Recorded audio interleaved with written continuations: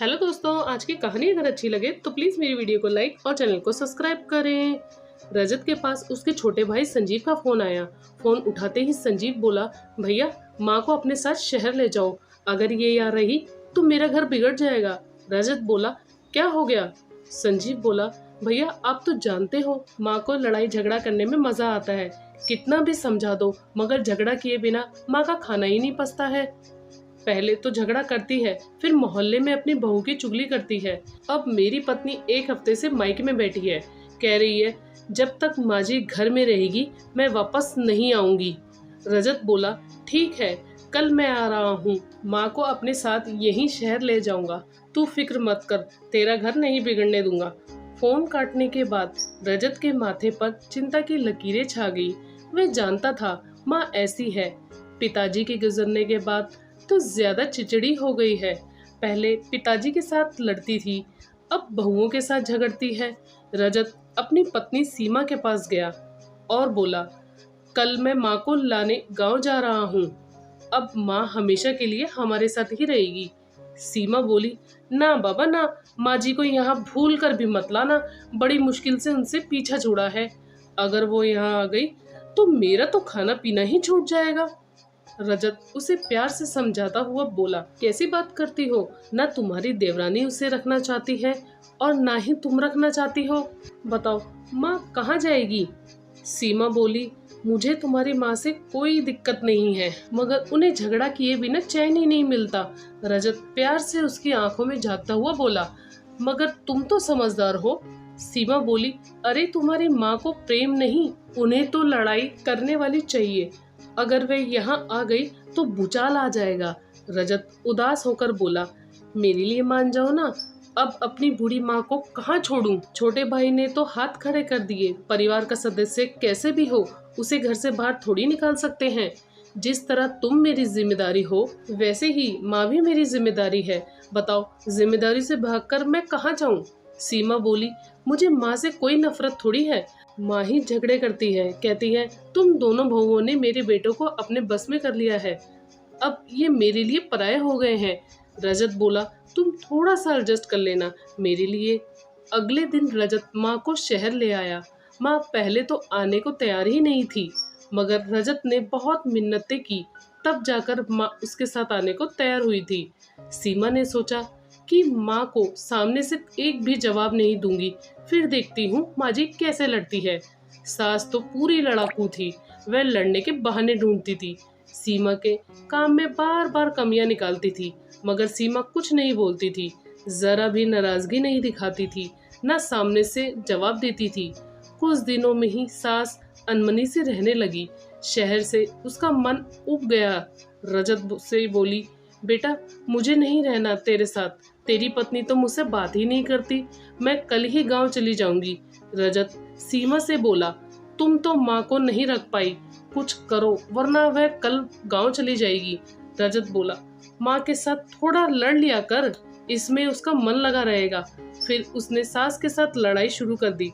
छोटी छोटी बातों में टेढ़े जवाब देने लगी।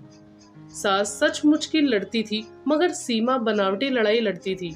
एक दिन दोनों में ज्यादा कहासुनी होगी। शाम को रजत घर आया, तब माँ बोली, बेटा अपनी पत्नी के मुंह को लगाम लगा, आज उसने मेरे साथ बहुत बदतमीजी से बात की। रजत जोर से बोला, सीमा तुम्हें शर्म नहीं आती क्या? तुमने मेरी माँ के साथ बदतमीजी करके अच्छा नहीं किया। अगली बार माँ से ऐसे बात की तो घर से बाहर निकाल दूंगा। मैं अपनी माँ के साथ बदतमीजी करने वालों को जरा भी माफ नहीं करूंगा। इतना कहकर वह नहाने चला गया। रजत के मुंह से ऐसे सब सुनकर माँ गदगद हो गई। वह दौड़कर सीमा के पास गई और इतराते हुए बोली, सुना तुमने मेरे बेटे ने क्या कहा? तुम तो बोलती थी वह तुम्हारा पति पहले है और मेरा बेटा बाद में है। अब सुन लिया ना, वह पहले मेरा बेटा है, बाद में तेरा पति, समझी? सीमा ने रोना सा मुंह बनाकर कहा, ठीक है माँ जी, आप अपने बेटे के साथ इस घर में रहिए, मैं सुबह ही अपने बच्चों को लेकर अपने मायके चली जाऊंगी। इतना सुनते ही सास को झटका सा लगा। जल्दी में बोली, अरे ऐसा मत करना बहू, वह मेरा बेटा है तो मेरा पक्ष तो लेगा ही, मगर वह तुम्हारा पति भी है, तो पति की डांट का बुरा नहीं मानते बेटा। तुम्हें तो उसके साथ पूरी जिंदगी काटनी है।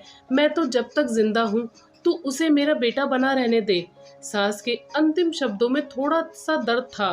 सीमा ने गौर से सास का चेहरा देखा, बहू को गौर से अपनी तरफ ताकते देखा तो सास पता नहीं क्यों झेप सी गई। फिर चुपचाप अपने कमरे में चली गई। रजत नहाकर बाहर आया, फिर सीधे रसोई में जाकर सीमा से तेज आवाज में बोला, तुमने सुन लिया ना मैंने क्या कहा था? सीमा भी तेज आवाज में बोली, क्या कहा था? नहीं सुना मैंने। इतने में सास तोड़ते हुए रसोई में आ गई। आते ही रजत से बोली, क्यों बहू के पीछे पड़ा है?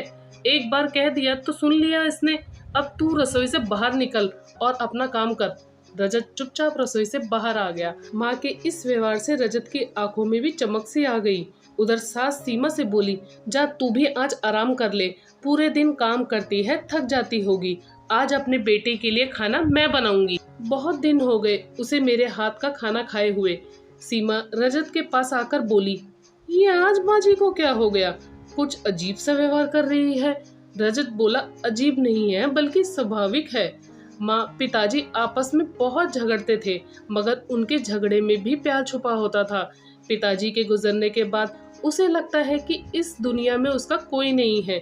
बेटे बहू के हो गए, बेटियां दामाद की हो गई। मगर आज जैसे ही मैंने झगड़े में माँ का पक्ष लिया तो माँ को लगा एक बेटा तो अभी भी उसी का है। माँ के लिए शायद इतना एहसास ही काफी है कि वह अकेली नहीं हुई।